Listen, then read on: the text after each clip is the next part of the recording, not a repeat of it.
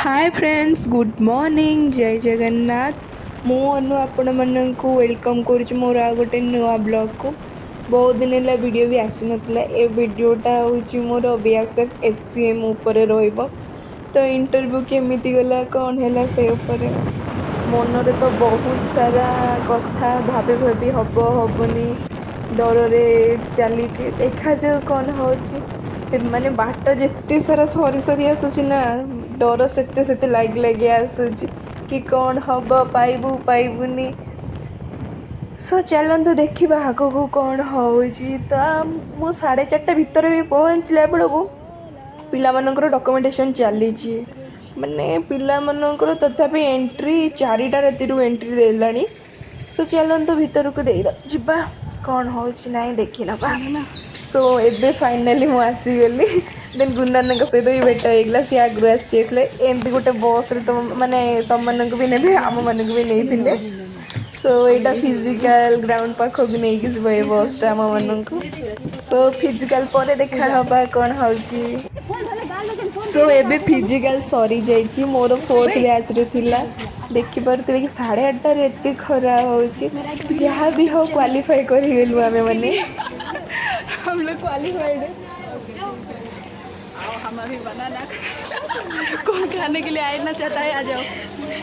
Physical qualify होला पर एमती गोटे योगा रूम को लेकिन चली जाऊँ मैंने से बसई दौरान सब पिला मानू। खाଇବା ସେୟାରିଂ ଚାଲିଛି। ବର୍ତ୍ତମାନ ଅପେକ୍ଷା ରିଟିନ୍ ପାଇଁ ରିଟିନ୍ ଟେଷ୍ଟ ପାଇଁ ସମସ୍ତେ ଖୁସି ତ? ଠିକ୍ ଅଛି, ଏଇ ମଜାମସ୍ତି ଦିବସ ରହିବା ଦରକାର। खाइबा है मोस्ट इम्पोर्टेंट। खाइबाटा निजस्व नहीं आसतु कहीं सेठी मैंने खावाई छाड़ू ना। तो कैंटीन को छाड़ा बेलू 11:30 12टा पाखापाखि। तो आपण मानक भल हम कि आपण मैंने निजस्व खावा क्यारी करूँ। तो ये समस्त देखुए थकी जाइए शई पड़े मैंने 9:30 बजलानी 11टा। आउ पेसेंस ना ये बसवाई पिलाटार मुंड बिंधुची। ओ गॉड, फाइनाली आम यार आईटा फर्स्ट बैच माने डिक्लेरेशन फॉर्मटा मिलगला। आम यार समस्त फर्स्ट बैच बाहर को आसवाई बस भीतर को आसुंच। आम भी आसीगलु, आम बस भी फेल होगला। चलते बाहर को जावा। तो समस्ते बहुत खुशी अच्छा कि समस्ते क्वालिफाई करिसेंती। तो समस्ते खुशी रहिबार दरकार। आग के भी आमर एग्जाम रोज रिटिन। सो रिटिन भी प्रिपरेशन करते समस्त।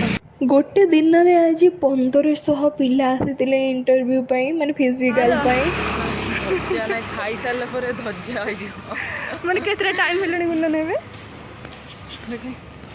मो वास्ट देखिदेलानी 20 हेलानी 3:20 आमे 3टा राति गलाणु घरु। आमे तो जल्दी पळेले जो मानकर 12टा रे फिजिकल हेले से माने केत लेट रे आसीबे।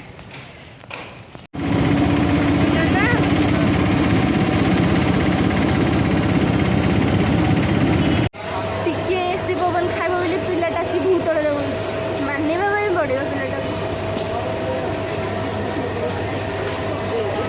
खरा दिने जो एसी पवन मजा सी कोन आनी ना तमे तो जानि छ मागणा मागणा मागणा रे खाइयार मजा अलगा। जानि चितु बापा होटल खाइ देला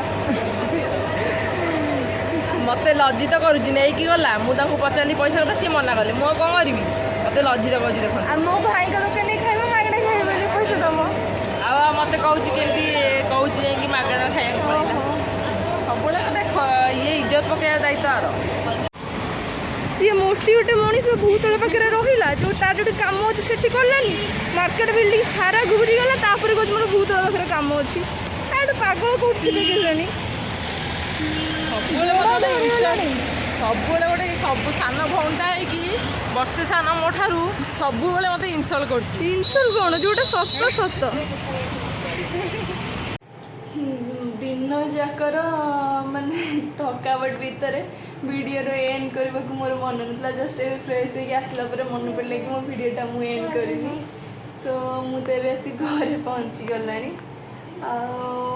जो मनकर भी आग को अच्छी तो समस्ते रनिंग भल प्रैक्टिस कर मो वीडियो जदि आपको पसंद आस so like share and subscribe करदे यहीपरिका बालुंगा कहानी अच्छा निश्चय कमेंट करेंगे तू बालुंगाटी बालुंगा ना गोटे पापा दिल